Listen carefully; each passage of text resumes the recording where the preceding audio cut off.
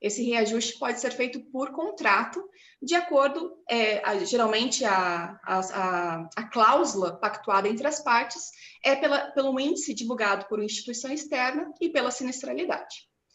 No entanto, a ANS ela tem duas regras distintas também no plano coletivo, três regras distintas, né? Nós temos, então, por contrato, isso para planos coletivos acima de 30 vidas coletivos. Temos o pool de risco para os contratos abaixo de 30 vidas, ou seja, é o chamado pool de risco. A ANS falou o seguinte na 309, olha, operadoras, está ficando muito pesado o reajuste para essas empresas de pequeno porte. O que a gente vai fazer? Agora vocês vão ter que agrupar essas empresas de pequeno porte para dar um reajuste único para eles. Então, as operadoras, anualmente, elas filtram as informações daquelas empresas que têm menos de 30 vidas, dos seus contratos, filtram dados dela de receita, de despesa, de coparticipação, para apurar o reajuste pelo pool de risco. E temos também o reajuste exclusivo para aqueles beneficiários que estão em planos coletivos empresariais, exclusivo para aposentado e demitido sem justa causa. Quando o contrato é exclusivo, ou seja, a operadora, quando vai fechar um contrato com uma empresa coletiva empresarial, ela tem duas possibilidades junto ao contratante. Fechar um contrato único, tanto para a massa de beneficiários com vínculo ativo, que são os funcionários ali na ativa, os empregados na ativa, quanto aqueles com vínculo inativo, que são os aposentados e os demitidos sem justa causa, que fazem gozo ali do benefício do plano continuidade pelas regras da 279. Então, temos aqui o reajuste anual, quando que pode aplicar esse reajuste anual. E o outro reajuste é o de faixas etárias, que é aquele percentual definido em contrato, que o atuário desenhou em nota técnica atuarial, que foi transmitida pela agência e aprovada pela agência, uma vez que para transmitir a nota técnica, a própria ANS ela já tem barreiras, mecanismos que impedem o envio de nota técnica que não esteja em conformidade, ou seja, então, automaticamente é aprovado pela agência, e esse percentual tem que ficar claro lá em contrato do beneficiário na cláusula de faixas etárias, quando ele mudar de faixa etária, qual será o reajuste dele, ok? Então, são esses os tipos de reajuste que nós temos.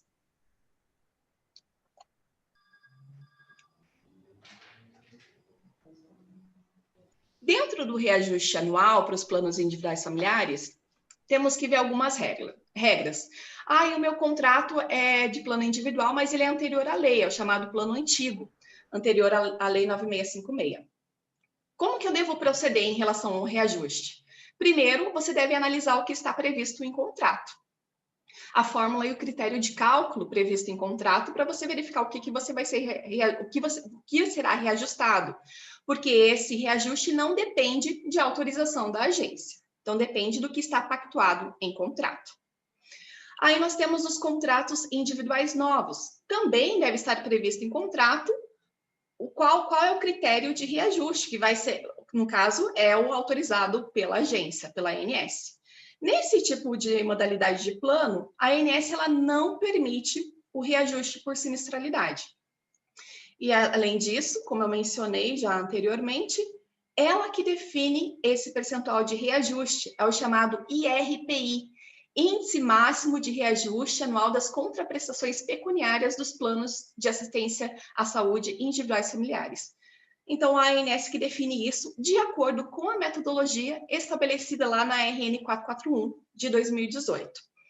Antes de 2018, a ANS ela fazia o quê? Ela pegava tudo que as operadoras informavam no RPC, de reajuste aplicado aos planos coletivos, e criava um cálculo médio para aplicar para os planos individuais familiares.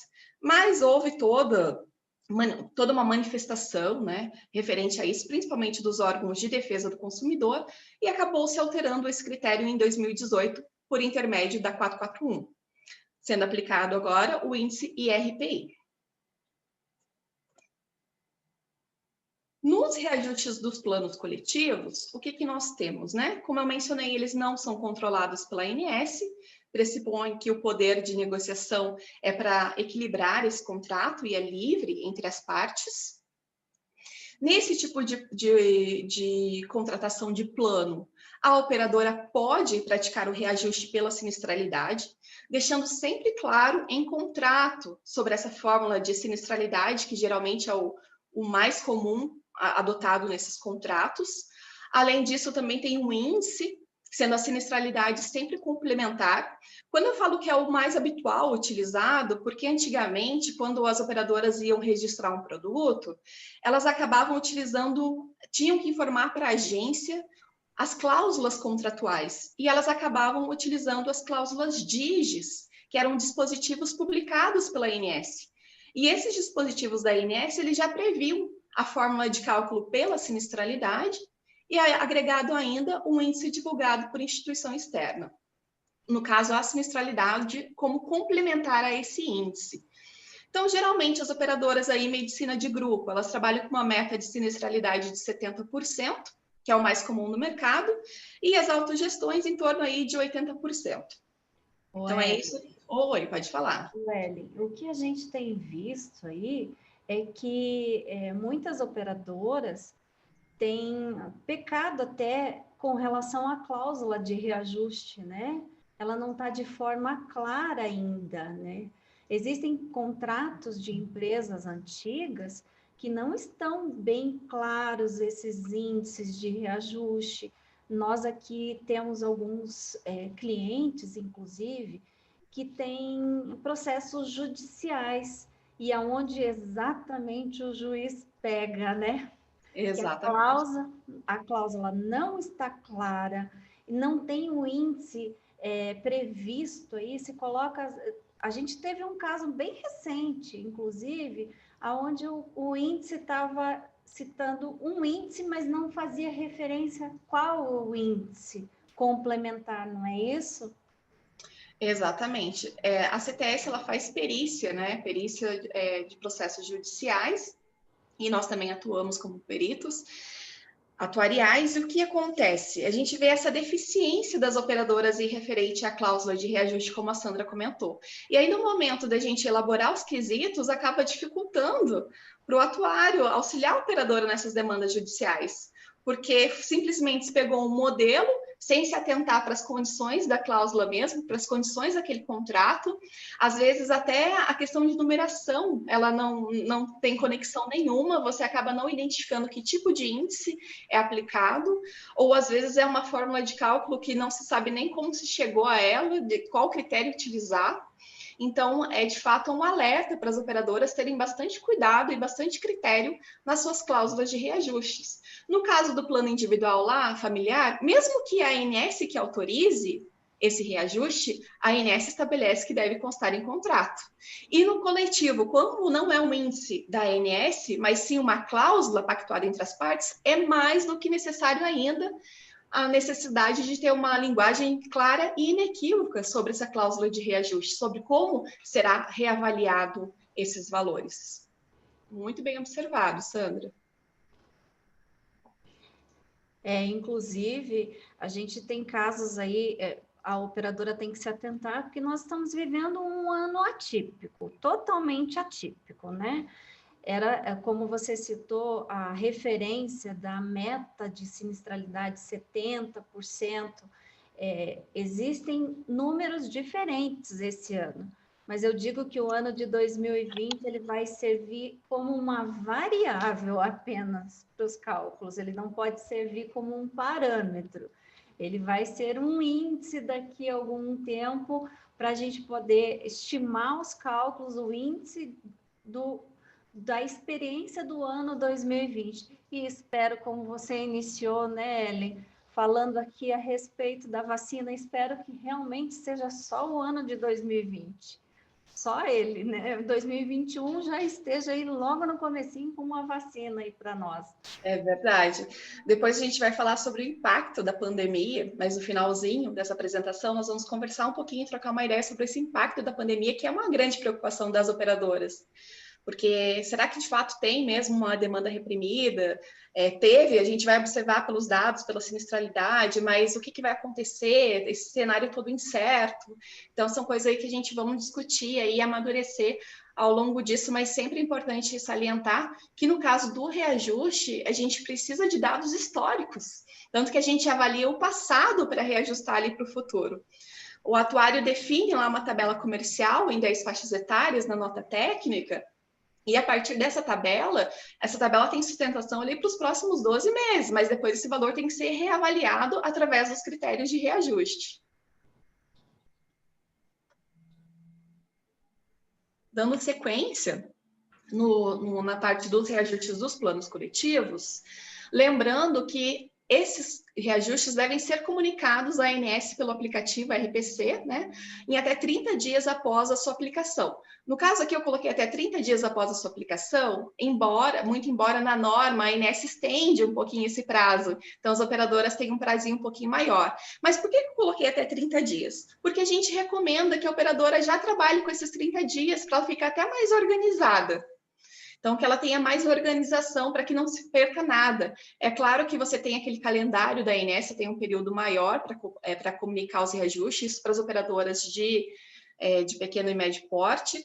No entanto, tenta trabalhar dentro desses 30 dias. O que você aplicou nesse mês, comunica no mês seguinte, que com certeza vai evitar que você perca prazo junto à ANS, que você tenha mais controle, um controle efetivo ali sobre os seus reajustes aplicados. A ANS ela estabelece que a operadora precisa comunicar qualquer variação, seja positiva, negativa ou igual a zero. Ah, não tive reajuste, não só em virtude da pandemia. Eu, de fato, não quero aplicar o reajuste para esse contrato. Esse contrato é solvente para minha carteira, está uma sinistralidade excelente, não tenho interesse em reajustá-lo. Tenho que comunicar para a agência? Tem que comunicar. Por que você tem que comunicar? Porque a ANS estabelece que para cada período de 12 meses deve haver ao menos uma comunicação de reajuste ou manutenção da mensalidade. E nessa parte, o que é muito importante é as operadoras terem controles, e aí ela precisa estar muito bem alinhada com o sistema. Porque a gente vai ver o quanto transtorno, e vocês sentiram isso também na pele, o pessoal que trabalha aí nas operadoras, o quanto foi problemático essa questão da suspensão de reajuste, porque houve necessidade de parametrização de sistema. Então, por isso, precisa estar muito redondinho e a importância da operadora trabalhar com controles gerenciais de qualidade dentro da sua operadora e com um sistema também que lhe dê suporte para tudo isso. Porque no caso dos cálculos de reajuste, é necessário as informações ali também no período de 12 meses. Então, tem que ter os dados históricos de determinada empresa. Um outro detalhezinho aí, Ellen, só complementando, ali a Ellen falou que deve ser comunicado para a ANS as variações positivas, negativas ou igual a zero. Alguém poderia dizer, não, mas variação negativa não existe. Existe sim, gente. Você tem os teus contratos e você sempre, a operadora sempre é assediada pela concorrente que vai oferecer um preço menor. E muitas vezes o teu cliente chega para você e diz, olha, eu recebi uma proposta menor. Tem, lógico, aquele cliente que conhece, tem um bom conceito e sabe fazer uma análise, olha, mas o atendimento aqui é melhor, o preço paga é um pouco maior, mas vale esse maior preço porque eu sou bem atendido. Mas tem aquele cliente que vai leiloar mesmo o preço. E aí ele chega e coloca, olha, se você não reduzir o preço e a mensalidade, eu vou ter que ir para o concorrente. E aí você é forçado a aceitar essa redução para não perder o contrato. Então, você vai ter ali, sim, a variação negativa. Então, se a princípio você pode achar que é algo que, não, isso não existe. Existe sim, e bastante, tá? Então, o informar a ANS é inclusive também essa variação negativa. É a positiva, é a negativa e aquela que você deixou de reajustar. A ANS mantém os controles dela e todas as informações que você deu de positiva, negativa ou igual a zero, no final do ano, ela tem que fechar com tua quantidade de beneficiários lá. Se você tem 50 mil beneficiários e você recebeu informação de reajuste só de 30 mil, os outros 20 mil beneficiários, o que aconteceu com ele? Ou ele teve aumento positivo, ou negativo, ou não teve. Então, ele vai ter que se enquadrar, as tuas comunicações têm que fechar os 50 mil que você tem lá. não tem como não fechar. Então, gente, essas 3 informações, qualquer uma do enquadramento dessas 3 situações tem que ser informado, senão a INSS vai te pegar e ela vai te questionar e você vai ter que explicar, tá? Então, é mais fácil você comunicar dentro dos períodos que você tem aí, do que você chegar no final do ano, a INSS manda um ofício, e aí você vai ter que fazer um monte de levantamento para identificar o que é que você não informou. Então, se você já fizer isso dentro do período certinho, vai evitar que você tenha que depois ficar procurando e fazendo análise onde é que você errou, ok? Isso mesmo. E, seu Pedro, isso me fez lembrar de algumas situações que a gente vivenciou, de algumas operadoras que evitavam reajustar os contratos. Às vezes, aqueles contratos davam aquelas sinistralidades altíssimas. E a gente falava, não, gente, vocês não tem nem por que ter mais esse cliente dentro da sua carteira. E eles evitavam reajustar o cliente, às vezes acabavam migrando esse cliente para um outro produto, e a operadora tinha perdas aí gigantescas nas suas receitas e comprometendo todo o seu resultado, porque se pensava apenas nas vidas e não na qualidade daquelas vidas que estavam dentro da carteira. É isso É isso mesmo, mesmo, gente. A nossa função, a função principal aí da CTS, diretamente da Sandra, é justamente acompanhar o equilíbrio. Então, é nossa função chamar a atenção do cliente e dizer para ele, olha, operadora, você está perdendo dinheiro nesse contrato, você precisa reajustar. E aí ele, não, mas veja bem, isso é investimento em uma série de coisas, mas não, você tem que manter o equilíbrio, você tem que manter a tua receita suficiente para cobrir os eventos. Então, você não pode deixar de reajustar nunca. Na pior das hipóteses, você não reajustar, mas desde que você tenha tido um resultado bom naquele contrato. É isso mesmo, né, seu Pedro? E assim, que nenhum corretor esteja aqui participando desta reunião, senão eu vou sair morta, né? Mas isso é uma prática realmente do próprio corretor. Ele quer manter a carteira de clientes dele, mas muitas vezes acontece exatamente como a Ellen citou. A gente tem que avaliar dentro da operadora quais são esses clientes que realmente são sustentáveis para a operadora. É vantagem permanecer um contrato que está com uma sinistralidade altíssima, que leva a um desequilíbrio da carteira. Infelizmente, às vezes é preciso até fazer a chamada limpa, né, Ellen? Vamos limpar a carteira, porque é melhor ter clientes e contratos saudáveis para manter o equilíbrio do que, de repente, um contrato que só vai prejudicando. Aí os outros bons não conseguem manter esse equilíbrio. Então, é importante que a operadora tenha atenção com relação a isso mesmo. E tem que fazer uma análise de todo o histórico, né? Todo o comportamento, porque às vezes foi só aquele ano que teve um caso ou outro, né? Uma situação atípica que de fato elevou aquela sinistralidade. Mas por isso que é importante a operadora ter um banco de dados consistente para lhe dar suporte para a tomada de decisões. O Elias, ele fez uma pergunta aqui, ó. Boa tarde. Para os contratos coletivos, também deve aplicar o reajuste por aniversário ou pode ser o reajuste para todos os contratos uma vez por ano? Então, Elias, depende da situação. Se você é uma operadora que não é uma autogestão, como que funciona para as operadoras de mercado, tá? Que não é o caso de autogestão, que eu já vou explicar qual que é a diferença. Se você é uma operadora aí de mercado, você tem diversos contratos e cada contrato você firma em períodos diferentes. Então, com a empresa Volvo, você tem um contrato, com a Renault você tem outro contrato, com o Boticário você tem outro contrato. E cada contrato foi firmado em períodos, em meses diferentes. Então, o contrato com a Volvo foi firmado em janeiro, com o Boticário foi firmado em agosto, e com a Renault foi firmado em dezembro. Então, você vai avaliar, você vai aplicar o reajuste 12 meses depois. Aquele contrato que foi assinado em janeiro desse ano, por exemplo, você vai aplicar o reajuste em janeiro do ano que vem. Se você não aplicar o reajuste porque ainda está sendo negociado, você tem que mandar mesmo assim um comunicado para a agência falando que o reajuste ainda está em negociação, você não chegou naquele percentual. Agora, se você é uma operadora de autogestão, a regra é um pouquinho diferente. Depende do estilo da autogestão. Porque geralmente tem uma autogestão que ela atende só um grupo específico, que é filiado a uma associação. Digamos que a Associação dos Professores é uma autogestão que é só para atender os professores. O contrato dela, ele é único, ele é com todos os professores. Então, os professores que se associarem a ela têm direito a se vincular ao plano. Aí sim, essa associação vai atribuir uma data única para reajustar todos os contratos, independente da entrada deles. Agora, dos demais coletivos, é de acordo com o aniversário de cada contrato. Tá bom? Eu espero ter respondido a sua pergunta. E aí, Elias, caso tenha dúvida, se você é nosso cliente, você pode entrar em contato com a gente e a gente vai trocando mais informações a respeito da sua dúvida.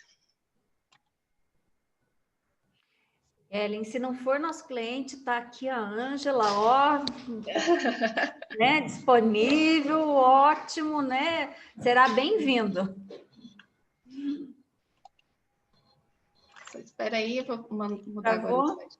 Travou, voltou. Ok, agora sim. Ok. Então, como eu mencionei ali, dei uma breve introdução antes sobre o pool de risco, que é o reajuste dos planos coletivos com os contratos com até 29 beneficiários, que é uma regrinha diferente. Ah, mas o meu contrato não é até 29 beneficiários, a minha operadora definiu 50 beneficiários. Ok, a INSS permite você trabalhar com um número diferente de vidas, desde que obedeça esse limite ali de, no mínimo, 29 beneficiários, tá? Acima disso, você pode trabalhar desde que a cláusula seja única para todos os seus contratos. E aqui dentro do pool de risco é uma observação também referente aos contratos. Contrato de plano coletivo precisa constar todos, mesmo que você feche contrato com uma empresa que tem lá 4.000 vidas, mas a sua cláusula tem que ter, se o contrato tiver abaixo de 29 beneficiários, qual é a cláusula, qual o critério de cálculo para o pool de risco. Por quê? Porque de um ano para o outro, modifica esse número de beneficiários. Pode ser que quando essa empresa fechou o contrato com vocês, ela tem 100 beneficiários esse ano, mas o ano que vem ela baixa para 15 beneficiários. E aí, qual que é o critério de reajuste? Obrigatoriamente tem que ser o do pool de risco, mas está previsto em contrato? Deveria. Então, por isso, para todos os contratos coletivos, tem que haver previsibilidade para aqueles que vão compor o agrupamento do cálculo de reajuste, chamado pool de risco. Então, esse percentual é definido previamente pelo cálculo do pool de risco. Você vai somar as receitas e despesas de todas essas empresas que fazem parte do pool de risco, definindo o percentual que tem validade de maio de um ano a abril do ano subsequente. Já para os contratos acima de 30 vidas, é livre negociação, ou se a operadora estabelecer um outro limite de número de beneficiários. Qual que é essa ideia da agência, né? É possibilitar diluir o risco dos contratos com menos de 30 beneficiários, dando equilíbrio a esses contratos e não onerando tanto as empresas pequenas. Porque, Sandra, você até pode falar um pouquinho sobre isso, sobre a questão do, até mesmo mutualismo, não sei se entra esse conceito ali, né? Mas acredito que sim, porque se uma empresa pequena de 10 beneficiários, se um beneficiário, por exemplo, tem necessidade de procedimentos caros, de alto custo, eleva essa sinistralidade. Exatamente, Ellen. O que acontecia muito antes dessa resolução era exatamente o que você acabou de citar. São contratos que às vezes têm um número de vidas pequeno, tem empresas pequenas que têm 10, 12 vidas apenas, e se houver uma única utilização, o que vai acontecer? A sinistralidade, e for uma utilização de alto custo, uma internação, a hora de se fazer um reajuste, infelizmente, vai ponderar as receitas e despesas desse contrato, única e exclusivamente, e o reajuste vai ser alto. Isso também é um dos itens muito comum em processos judiciais. Por quê? Se o reajuste fica alto, por isso que a ANS lá em 2012 fez essa estimativa de colocar todos esses contratos, porque daí você dilui o risco, você tem a possibilidade de manter o teu beneficiário na operadora, que você está diluindo esse risco para todo este grupo. É claro, Ellen, que é bem interessante o que você comentou agora a respeito de se adotar um número de vidas diferenciado, mas o ideal é que seja feito um estudo. Né? A própria resolução, ela permite, já é antiga, mas com nem sempre todos estão tão familiarizados, mas ela permite que seja feito por segmentação, ela seja feito um outro número de beneficiário, desde que o atuário faça uma estimativa para tentar chegar ao número ideal para essa diluição, né? Então, é muito importante. O princípio do mutualismo, com certeza, prevalece. Todos pagam e contribuem para a utilização de alguns. É assim mesmo, né? Né, seu Pedro? Tá fechado seu microfone, seu Pedro.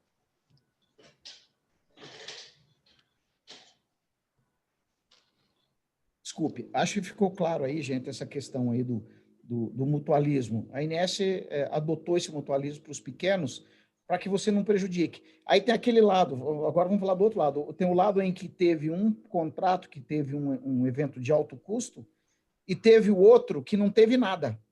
Uhum. Então, e aí, normalmente, quando é um contrato, um número de beneficiários pequenos, você tem, ou você não tem, ou você tem. Você não tem um equilíbrio. Ou você tem um evento que detona, ou você não tem nada. E aí a empresa vai chiar, né? Ela vai chegar e dizer, poxa, mas você está me dando 12% se eu não tive nenhuma utilização, o meu índice de insalidade foi quase zero. Aí a operadora tem que saber explicar para ele e dizer o seguinte, olha, só que a hora que você tiver um evento, tudo que você acumulou vai ser gasto nesse evento. Então, é muito tranquilo para explicar, tanto para aquele que gastou muito, como para aquele que não gastou nada, a questão do mutualismo, né? O princípio do mutualismo. Ou seja, muitos ou todos contribuem para que poucos usem em determinados momentos, tá? E acontece muito das operadoras nos questionarem assim, mas eu não quero aplicar esse reajuste, o que eu faço, né? Essa empresa não me dá uma sinistralidade alta, é super baixo, mas infelizmente tem que aplicar, tá? Não tem como fugir disso mesmo na questão do reajuste do pool de risco. É um percentual único para todos os contratos que agregam pool de risco. Só complementando aí, Ellen, isso que você colocou, a empresa diz, não, mas, poxa, é muito para mim, tal, eu não usei, e vai querer negociar com a operadora. Operadora, você não pode abrir mão dessa negociação, porque se você abrir mão, vai faltar dinheiro para você pagar os outros. Então, você fala, não, então eu vou sair, deixa sair, não tem como. Se você deixar de aplicar, o princípio atuarial vai se cumprir. Ele não usou nada agora, mas o ano que vem ele vai usar uma quantidade tal que aquele reajuste vai fazer falta. Então, não pode, não tem como abrir mão.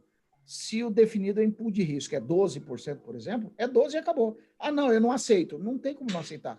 É contratual e acabou. Isso. Ótimo, perfeito. E o outro reajuste... Oi, pode falar. Oi, é a Camila. Oi, Camila. Oi. Só confirma, faz favor, que em relação ao pool de risco, tem os contratos mais antigos tinham um aditivo contratual, por exemplo.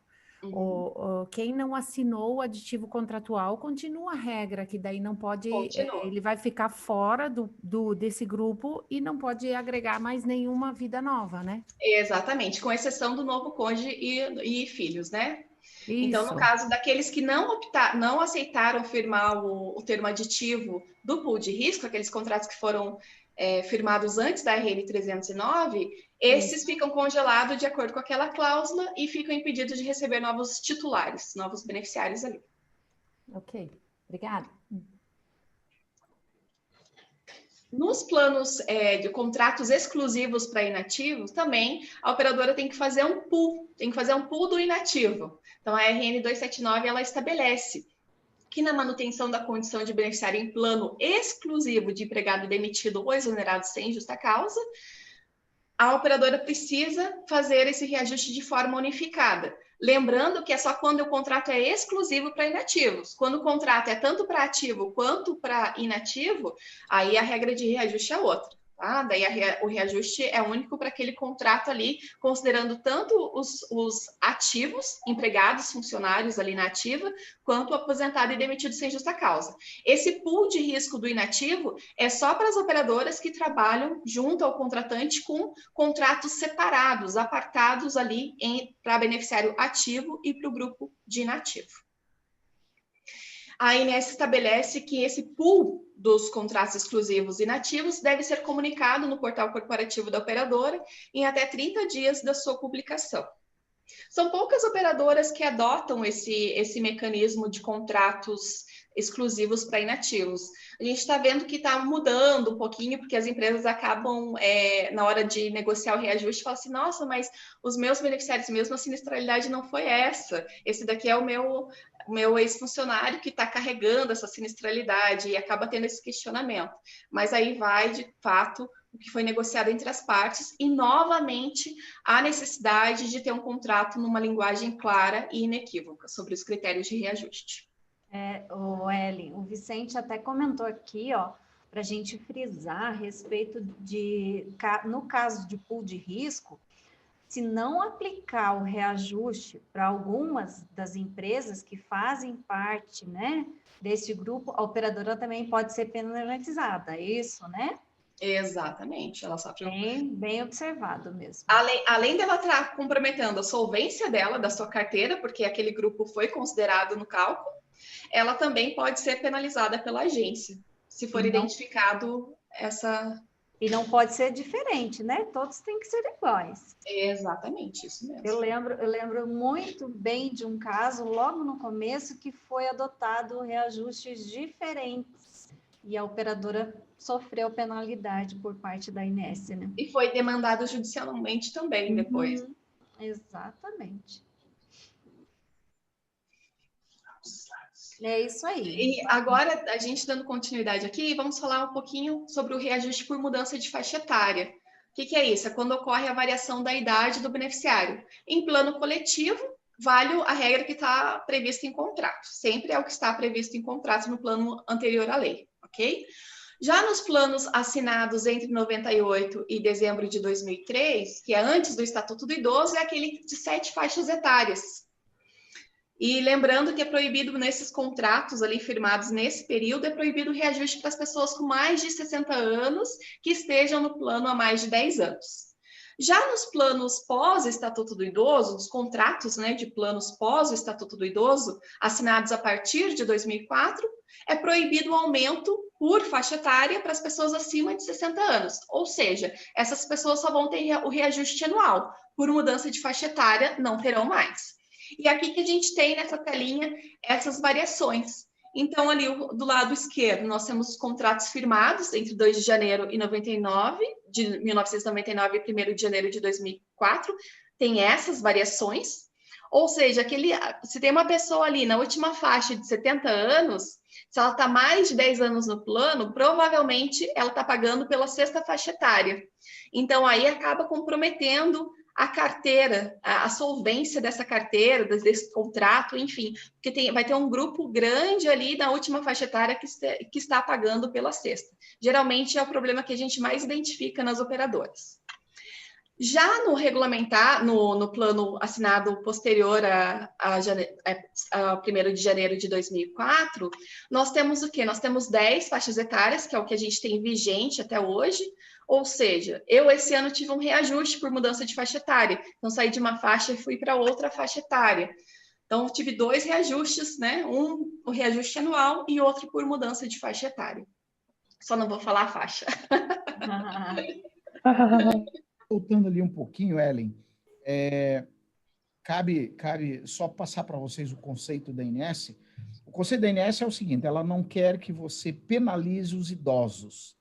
Ela quer que a operadora distribua o peso do idoso entre os mais novos. Com isso, ela tem lá a regrinha que da primeira até a 5ª faixa lá, você não pode ter 5ª lá.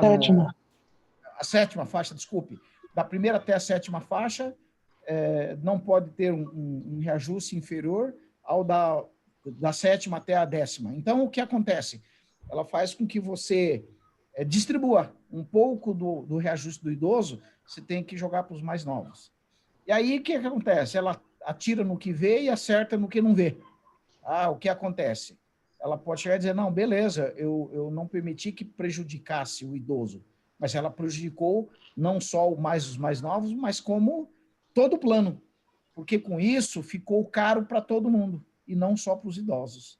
Então, Exato. gente, tem esse detalhe. Quando ela passou lá o Estatuto do Idoso, a partir de janeiro de 2004, ela colocou esse conceito, prejudicou um monte, porque teve que distribuir o peso do idoso para os mais novos. Porque você não pode ter uma variação muito grande quando chegar nos idosos, que é quem mais gasta, você não pode salgar no preço. Então, você já tem que começar a diluir desde lá do começo. Então, ficou muito caro para todos, não só para os idosos, fica para todos daí. Isso. E os idosos... Oi, desculpa, Ellen. Nós temos muitos temas ainda para abordar, hein? Meu Deus do céu. Então tá, vamos lá. Muita coisa e pouco tempo aqui, ó. Verdade. Então, agora vamos entrar ali na suspensão dos reajustes em 2020, em razão da pandemia do Covid-19. A Inesc publicou o comunicado número 85 no dia 31 de agosto de 2020. Na verdade, foi bem tardio. Havia toda uma pressão em cima da Inesc, uma pressão política, uma pressão dos órgãos de defesa do consumidor para ela adotar alguma medida, porque a pandemia teve início em março e só em agosto, de fato, a Inesc tomou, né, uma medida com a suspensão dos reajustes. Mas ela foi na contramão do que a gente viu que alguns políticos almejavam, muitas vezes para se promover dentro desse cenário, né? Não, na verdade, se preocupando com a população, mas para se promover. Então, ela foi na contramão, apenas suspendendo os reajustes, ou seja, ela não cancelou os reajustes. Eles foram só suspensos ali no período de setembro a dezembro, até esse mês. Então, o que nós temos? Nós temos no plano individual familiar. Aqui, no comunicado da ANS, estava assim: como a ANS ainda não divulgou o percentual máximo para esse período, não haverá qualquer aplicação em 2020. Agora, o percentual está divulgado, mas o início de aplicação se dará apenas em janeiro de 2021, ok? Nos contratos coletivos por adesão e coletivo empresarial com até 29 vidas, ou seja, que fazem parte do pool de risco lá do agrupamento, o que a ANS estabeleceu? Para os contratos que já foram reajustados entre maio e agosto, a mensalidade com percentual de reajuste não poderá ser cobrada nos meses de setembro a dezembro, podendo só voltar à cobrança, né, a partir de janeiro de 2021. Ou seja, se eu já recebi o reajuste, a empresa já recebeu o reajuste do pool lá em maio, em setembro e novembro retroagiu o valor que cobrava até abril. Então, não houve a suspensão aí do período de reajuste de setembro a dezembro para todos os contratos que integram o pool de risco. Ô, Ellen, como é que fica o reajuste desses meses aí, né? De setembro a dezembro? Como é que vai ficar agora? Então, a gente vai ver aí na sequência que a Inesc permitiu a cobrança de novo desses, de forma diluída, né? Desses reajustes que a operadora perdeu nesse período. Inclusive, a Inesc estabeleceu até uma forma específica das operadoras contabilizarem aí dentro do seu DIOPS, principalmente do terceiro e do quarto trimestre, que englobam os meses, né, de setembro, outubro, novembro e dezembro, esses 4 meses. No produto coletivo por adesão, com mais de 30 vidas, funciona a mesma regra do agrupamento. Não pôde haver cobrança, né, nos períodos de setembro a dezembro do reajuste. No entanto, contando desde janeiro a agosto. Você viu que do agrupamento é só de maio a agosto. Por que de maio a agosto? Porque o pool de risco, o cálculo dele, é de maio de um ano a abril subsequente, percentual para aplicação. Ou seja, aquela empresa que recebeu pelo pool de risco em abril desse ano é o cálculo do ano passado. Por isso que a Inesc não entrou no mérito de retroagir o valor anterior a maio. Já para os planos coletivos por adesão com acima de 30 vidas, retroagiu desde janeiro. Então, o valor lá, se a operadora recebeu o reajuste em janeiro, já retroagiu para setembro e dezembro, cobrando o valor lá de setembro. Tá bom? No coletivo empresarial com 30 vidas ou mais, aí é uma outra situação. Pode ser negociado entre as partes, se vai haver ou não essa suspensão de reajuste. No entanto, a operadora tem que solicitar, a pessoa tem que apresentar a possibilidade, à pessoa jurídica contratante, de suspender esse reajuste e ter uma apresentação formal sobre isso, se ela optou ou não por manter esse reajuste. Porque a ANS ela entende que as empresas com mais de 30 vidas, coletivos empresariais, eles têm mais poder de negociação. O que chama bastante atenção nessa questão da suspensão é que a ANS ela não excluiu as operadoras de autogestão. Ela excluiu as odontológicas. Essas não entram nessas regras. Mas a autogestão ela não excluiu. E é engraçado porque o órgão deliberativo de uma autogestão geralmente é só assembleia, e o reajuste ele é aprovado em assembleia. Então, por mais que a assembleia optasse pela manutenção desse reajuste, a ANS ela não fez nenhuma isenção para ela sobre essa suspensão. Nós, na ocasião, até encaminhamos questionamentos para a agência, e a agência foi taxativa de que se aplica a todas as operadoras, com exceção às odontológicas. Então, ela não abriu a guarda aí para as autogestões. Muito embora a gente tenha aí algumas empresas, né, jurídicas falando que há respaldo, sim, se for atribuído pela Assembleia a possibilidade de manutenção desse reajuste no período de setembro a dezembro. Por que eu falo de autogestão? Porque a autogestão, geralmente, o plano é coletivo por adesão, devido ao vínculo. Nesse período de suspensão, e em virtude do comunicado 85, até mesmo porque ele não deixava claro muitas coisas, a ANS ela disponibilizou um material de perguntas e respostas, na qual nós destacamos 3 perguntas aqui, que eram as mais corriqueiras, de questionamentos mais corriqueiros das operadoras, que geraram bastante dúvidas. Então, eu vou ler aqui para vocês, para a gente encaminhar, para a gente ler junto. Então, a pergunta número 12 dizia assim: como se dará a suspensão dos reajustes por variação de faixas etárias para os tipos de planos individuais familiares, coletivo por adesão e coletivo empresarial nos meses de setembro a dezembro? Aqui é por faixa etária, não é o reajuste anual. Para esses tipos de planos, não haverá cobrança de reajuste por faixa etária para os consumidores que mudarem de faixa no período de setembro a dezembro de 2020. E para os contratos que já foram reajustados por mudanças de faixa etária entre janeiro e agosto, a parcela referente ao percentual de reajuste não poderá ser cobrada nos meses de setembro a dezembro de 2020. Então, eu tive o meu reajuste, tive uma mudança de faixa etária lá em agosto. E a minha operadora, ela teve que voltar a cobrar ali de setembro a dezembro a minha mensalidade de julho. Então, sem o reajuste de agosto. No entanto, essa conta eu vou pagar o ano que vem. Viu só? A conta chega. Infelizmente, chega, né? Exatamente. Uma outra pergunta aqui. No caso dos... Oi? E o problema é que a conta chega e ela tem que chegar, infelizmente.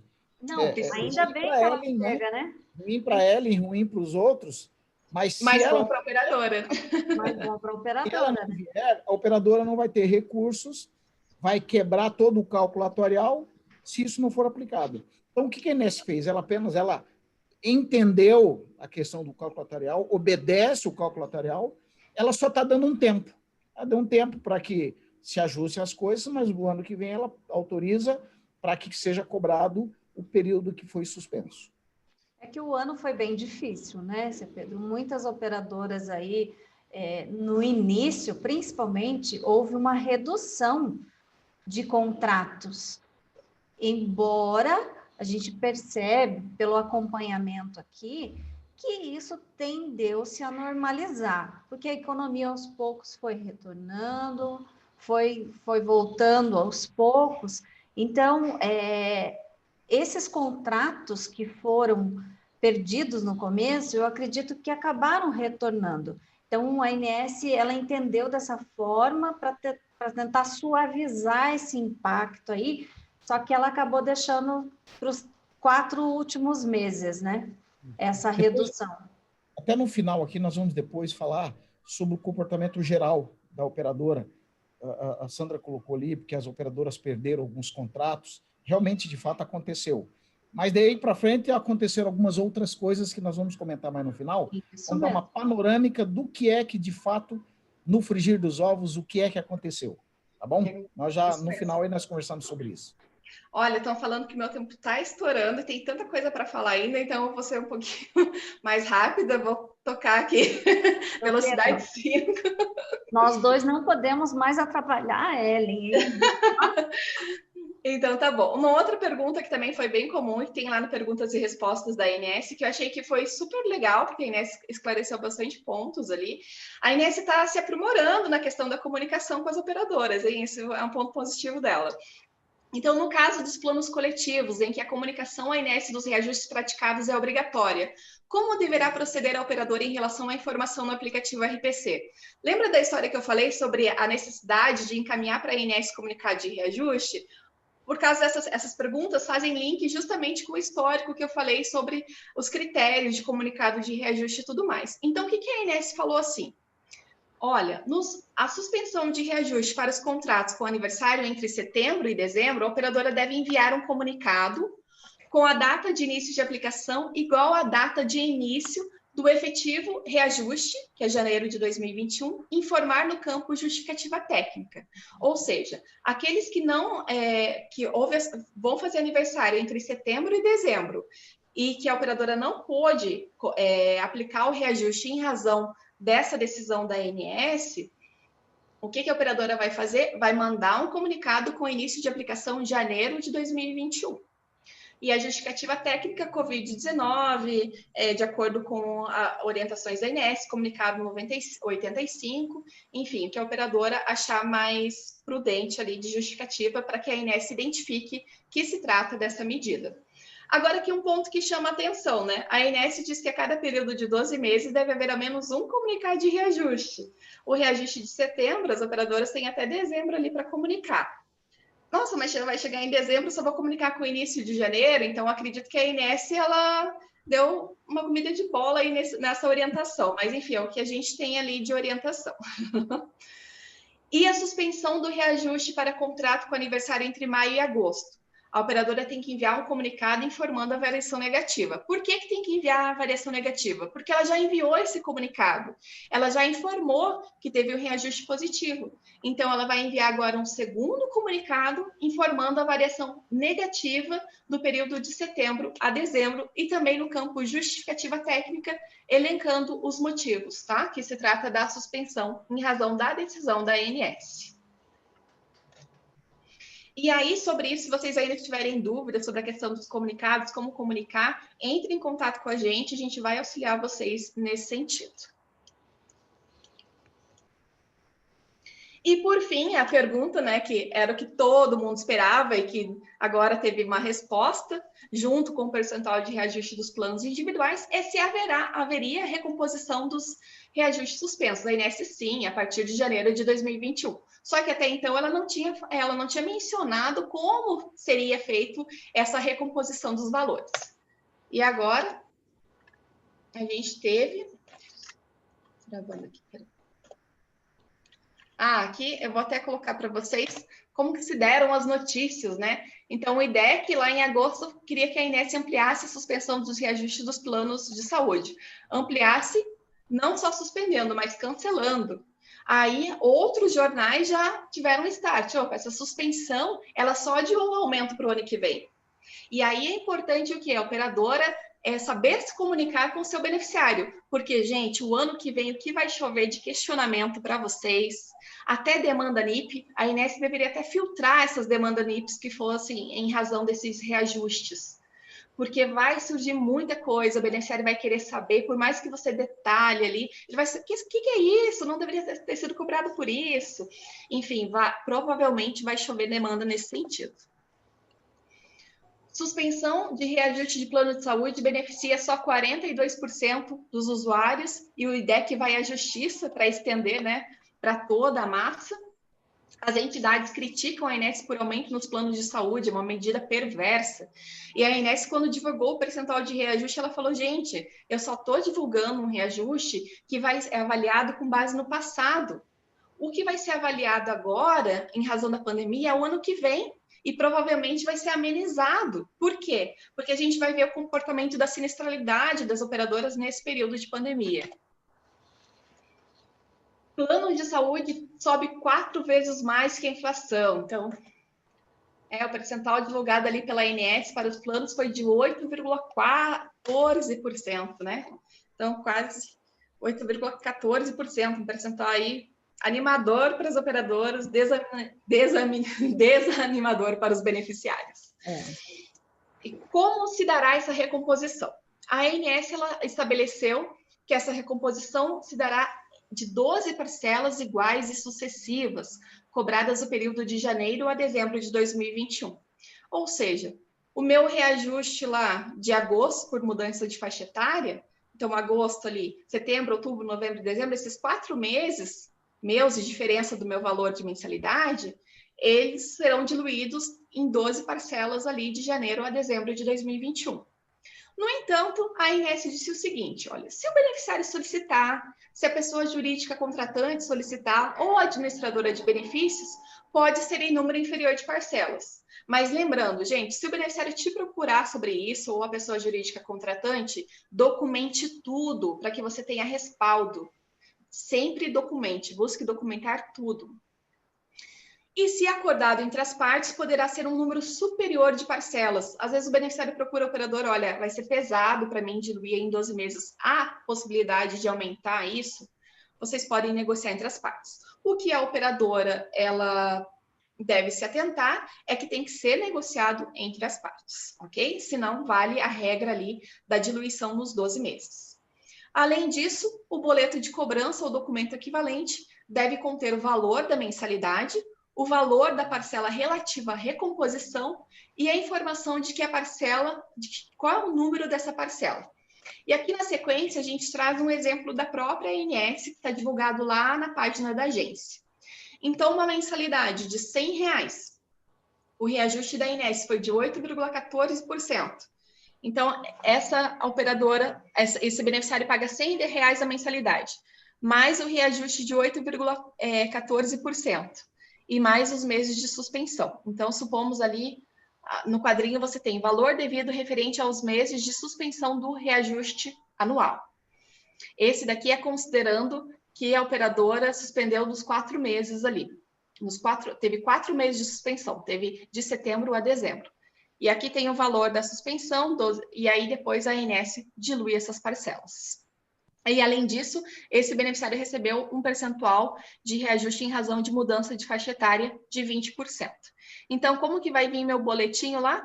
A mensalidade de R$ 129,77, mais 12,64 da parcela de recomposição, diluída aí nesses 12 meses.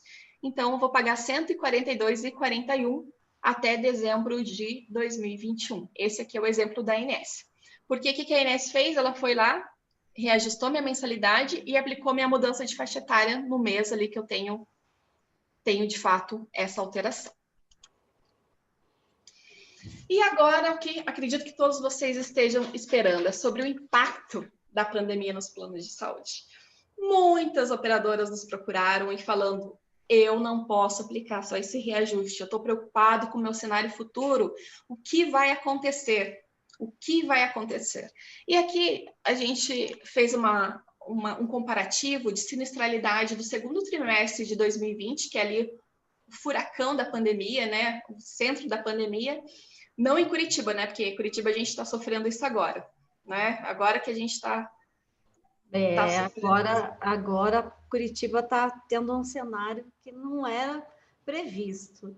Estávamos aí até bem satisfeitos, porque chegamos aí no final de outubro, início de novembro, bem, aparentemente bem, e eu dizia, inclusive, assim, uma tendência à redução a essa curva, mas não foi isso que aconteceu. Infelizmente, não só em Curitiba, né? No Brasil todo, há esse aumento, a tendência de aumento, embora alguns especialistas dizem que não existe segunda onda no Brasil, mas isso aconteceu na Europa, a segunda onda já foi outubro, a previsão é que a segunda onda viria novembro, e nós estamos aí com novembro e dezembro realmente para o Brasil bem complicado. E outro dia eu fiquei muito preocupada quando eu ouvi a Europa citando o seguinte, terceira onda. Eu falei, meu Deus, chega de onda. Chega de onda por aí, gente. Isso, nossas operadoras aí vão sofrendo cada vez mais, né, Ellen? Isso mesmo. E aqui, quando você tem um comparativo de sinistralidade, o que você vê é que lá a média, né, de sinistralidade no segundo trimestre de 2019 foi de 81%, e agora a média geral caiu para 78%. No entanto, é importante frisar que muitas operadoras, como a sinistralidade estava muito baixa e preocupada também com o prestador, porque quando você pensa numa operadora numa cidade pequena, muitas vezes um prestador, um determinado hospital, tudo que ele atende, a maior parte do atendimento é da operadora. E com a pandemia, muitos procedimentos seletivos foram cancelados. E aí o prestador também ficou numa situação delicada. O que as operadoras fizeram? Muitas operadoras fizeram, acabaram antecipando valores. Né, seu Pedro, você pode falar um pouquinho sobre isso, sobre essa experiência? Vamos lá. Teve operadora que teve um índice, uma redução de sinistralidade tremenda. Ou seja, ela terminou formando caixa. Nós tivemos aqui alguns casos de algumas operadoras que nos procuraram. Escuta, eu posso antecipar. Normalmente ele pagava lá no segundo mês, ele recebia toda a produção de um mês, recebia no começo do outro e pagava daí no segundo mês posterior. E aí, olha, eu posso pagar, então, dois faturamentos dentro de um mesmo mês, porque eu tive uma sinistralidade baixa, estou aqui com recurso sobrando, posso pagar? Pode. Então, muitas operadoras fizeram essa mudança, fizeram esse ajuste com os valores que eles tiveram de sobra, porque o índice de sinistralidade, como todos verificarem nesse slide, vocês vão ver, caiu a média ali 3% no geral, mas vocês podem ver ali, ó, autogestão, por exemplo, foi 5% a diferença, de 88 em 2009 para 83. Se pegar a seguradora, de 86 para 80, e assim foi, todos eles tiveram uma redução. Então, o impacto da pandemia nas operadoras foi bom. Embora, vamos falar, eu falei que um pouquinho para frente nós íamos falar a respeito disso, qual foi o real impacto. No início da pandemia, houve uma redução de beneficiários. Isso sim, as operadoras perderam beneficiários, mas aqueles que permaneceram, o índice de sinistralidade diminuiu bastante. E isso por quê? Porque os procedimentos eletivos foram suspensos. E aí, nos procedimentos eletivos, muitos deles que deixaram de ser feito, ele não vai ser feito depois. Tá? Então, se você pegar as consultas, por exemplo, se a média de consulta anual era 6, esse ano foi 3. E depois que voltar, aquelas outras 3 que ele deixou de fazer, ele não vai fazer 9 no próximo ano. Por quê? É aquele caso que ele teve uma dor de barriga, ele não pôde ir no médico, mas a dor de barriga passou. Ele não vai depois de novo para isso. Então, o índice de sinistralidade não vai aumentar muito, ele vai aumentar. A questão da demanda reprimida vai ter um pouco? Vai. Um pouco ela vai ter, porque tem algumas coisas que eram eletivas, eu precisava fazer, apenas deixei de fazer, vou fazer depois. Mas tem muitos procedimentos e consultas eletivas em que ela não vai acontecer. Não é porque eu não fui no médico esse ano que eu vou 2 vezes ano que vem. Não vai acontecer isso. Então, gente, durante o ano de 2020, o índice de sinistralidade realmente foi menor. Algumas operadoras aproveitaram isso para fazer os seus ajustes de pagamentos e também para, com isso, ajustar a sua provisão de eventos a liquidar, a PEL, né? Para diminuir a sua PEL. Tá? Então, fizeram coisas para se ajustar e aproveitaram esse momento. Então, teve perda de beneficiário? Teve.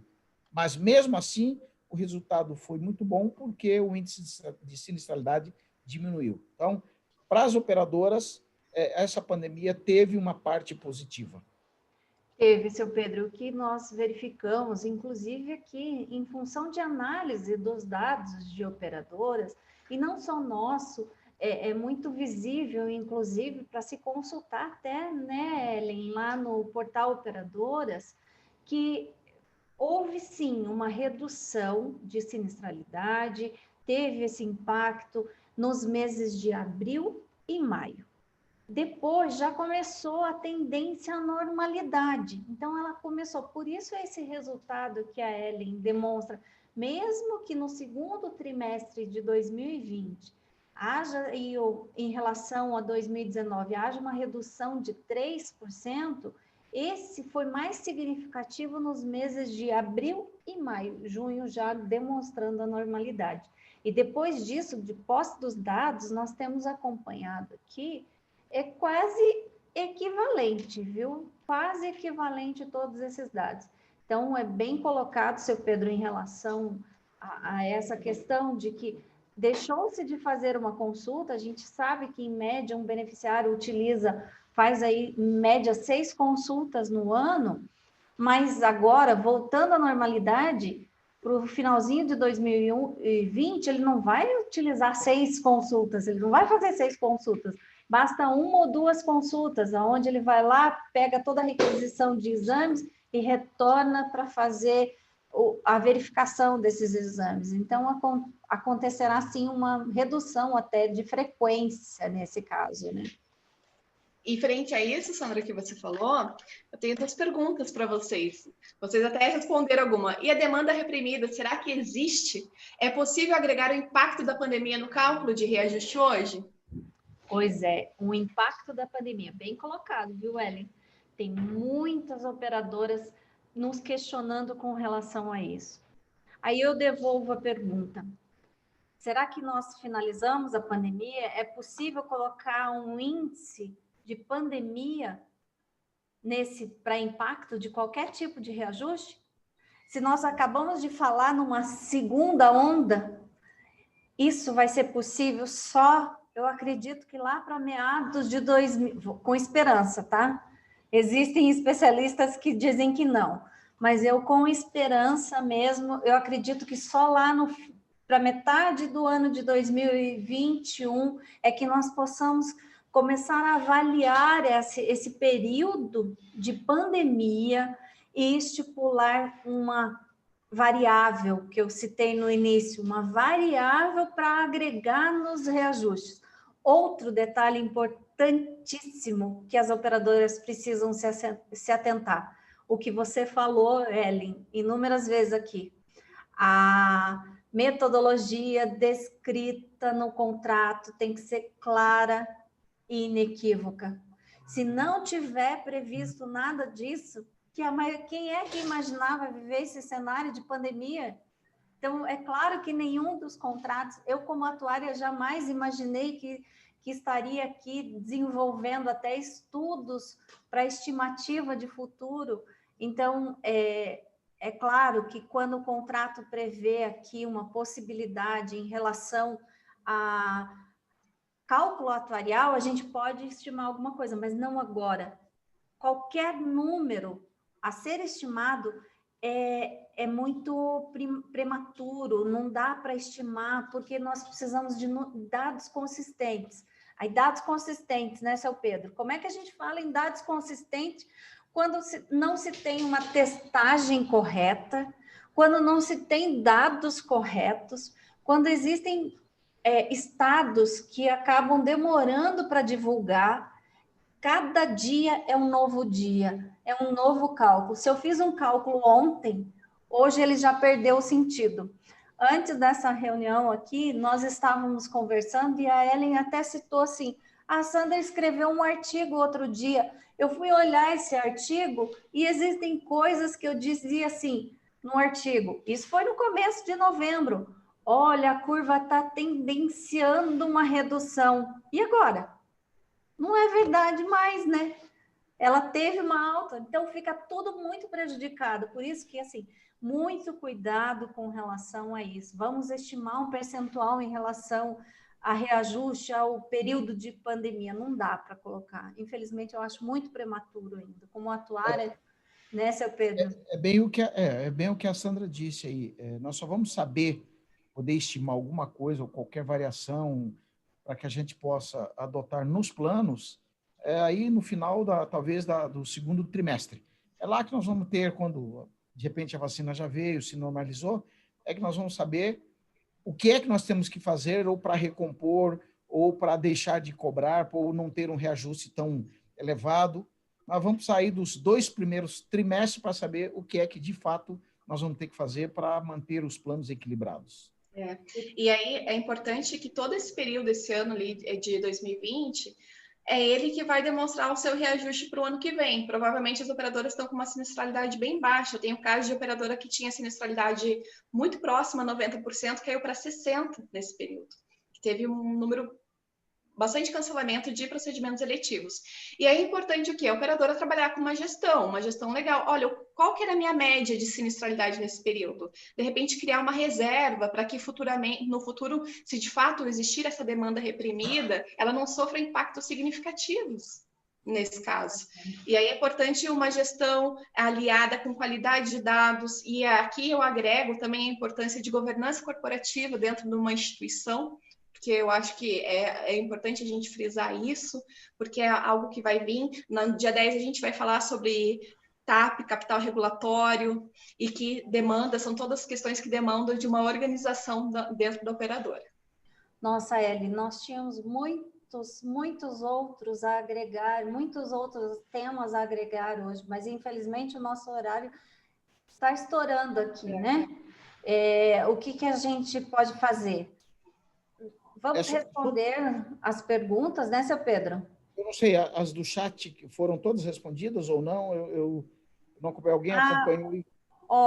Ellen, tem uma aqui. Vou ler, é da Bruna. Tá. Ficou estipulado a recomposição dos valores suspensos a partir de janeiro de 2021, em 12 meses iguais e sucessivos. No impedimento dessa cobrança, eu acredito que ela queria dizer, não há impedimento dessa cobrança ser feita a partir de janeiro. Existe alguma penalidade se, por exemplo, cobrar a partir de fevereiro e não janeiro? Uhum. Bom, é assim. É possível fazer esse tipo de cobrança ou só em janeiro? Tem que justificar o motivo? Como é que pode ser feito? Então, a ANS ela coloca a partir de janeiro. Se a gente olhar, né, na linguagem a partir de janeiro, significa que fevereiro não vejo problema nenhum, até mesmo porque a operadora vai diluir dentro de 12 meses. Mas é importante sempre documentar isso e colocar os motivos. Se o beneficiário procurar a operadora para fazer a partir de fevereiro, a gente sabe que muitas operadoras já anteciparam a boletagem, né, a disponibilização dos seus boletos de janeiro, porque tem questão de férias coletivas e tudo mais. Eu acho que é algo que não vai trazer nenhum problema para a operadora, até mesmo porque o importante é que sejam 12 meses iguais e sucessivos. Eu também entendo assim, né? O que não pode eu cobrar antes de janeiro. Isso. Tá? A partir de janeiro, então, entendemos que não há nenhum problema você cobrar em fevereiro. Lógico, tem que ser em 12 vezes, tá? Ou pode ser mais ou menos, desde que seja pactuado, tá? Com o beneficiário. Você pode cobrar a partir de fevereiro e explicar para os beneficiários, colocar na correspondência que não pôde ser feito a partir de janeiro, porque quando a Inés divulgou não dava mais tempo, enfim, qualquer coisa assim. Tá? Agora, se for menos de 12 ou mais de 12, tem que ser pactuado com o beneficiário. Mas da forma que você perguntou, eu não entendo que tenha nenhum problema você fazer a partir de fevereiro e terminando em janeiro de 2022, sem problema. Ellen, seu Pedro, a gente tinha umas coisas a mais para falar em relação aos impactos da pandemia em cima dos planos de saúde. Eu queria muito falar a respeito das provisões técnicas, mas aí nós vamos aproveitar a próxima semana, o próximo evento, né? Olha, bem isso aí, gente. Nós vamos ter outra conversa dessa na quinta-feira, né? Isso. Quinta-feira, depois de amanhã. Exatamente. Um assunto extremamente importante, as novas provisões, garantias financeiras, tem novas garantias financeiras a partir do mês que vem, né? Já agora, a partir do mês que vem. E eu acho que vocês não podem deixar de assistir e da gente conversar a respeito dessas novas provisões, novas garantias financeiras. E aí, na quinta-feira, a gente conversa a respeito. E é isso que você colocou aí, algumas coisas importantes, nós podemos incluir na conversa de quinta-feira, tá? E hoje nós estouramos o nosso horário, né? Então, deixa eu só fechar com uma coisinha aqui, com uma frase do Zygmunt Bauman. Ele é um sociólogo e filósofo. Ele fala sobre a liquidez das coisas. E tem um livro dele, que é Medo Líquido, e ele coloca o seguinte: medo é o nome que damos à nossa incerteza, nossa ignorância da ameaça do que deve ser feito. O que isso eu quero colocar para vocês? A gente está passando por um cenário totalmente atípico, jamais imaginado por nenhum de nós, E nas operadoras de plano de saúde, quando surgiu a pandemia, num primeiro momento se teve, meu Deus, o que vai acontecer com a nossa sinistralidade? E foi um comportamento totalmente diferente do que se imaginava inicialmente. No entanto, há também que se levar em consideração que o Covid-19, ele deixa as suas sequelas. Eu tive um caso de um conhecido que infartou depois de ter a pandemia. Ele passou pelo Covid muito bem de saúde, super tranquilo, só que depois ele infartou com 40 anos de idade e foi constatado que foi uma sequela do coronavírus. Então, são muitas incertezas frente a tudo isso, frente ao nosso cenário de saúde suplementar, mas é importante que o quê? Que nós tenhamos controle do nosso negócio, que a gente conheça a fundo o nosso negócio, a questão de reajuste, que a gente conheça a nossa empresa a fundo, para que a gente esteja preparado para o que vai ocorrer, né? É isso mesmo, a governança corporativa aí, né, Ellen? É essa a melhor forma de conhecer o nosso negócio e ter maior controle da operadora. Isso mesmo. É bem isso, gente. Eu acho que foi bom o nosso bate-papo, foi gostoso. A gente trocou ideias aí, ouviu vocês também. De repente não ouvimos tudo que vocês queriam perguntar, mas eu acho que o chat foram respondidas todas. Se não for respondido toda, vocês podem mandar os questionamentos aí, tá, para a Ellen, que ela vai responder para vocês, enfim. Um outro detalhe, alguém parece que perguntou se a palestra ia estar disponível, tá? Vai estar disponível para vocês, qualquer dúvida, qualquer coisa, pode falar com o Wellington, com a Ellen, enfim, com o consultor que atende vocês, vai estar disponível para vocês, sim, tá bom? Gente, a gente se vê aí depois de amanhã, né? Daqui 2 dias. É isso aí, é isso aí. Vamos trocar ideias e tal, e tragam as suas perguntas e vamos mandar ver, tá bom? Foi uma satisfação tê-los aqui, né? Muito Exatamente. Bom. Foi um prazer, tá? Um abraço. Boa noite a todos e até dia 10, hein? E cuidem, obrigado. né? Tá bom. Abraço, hein? Tchau, tchau. Tchau.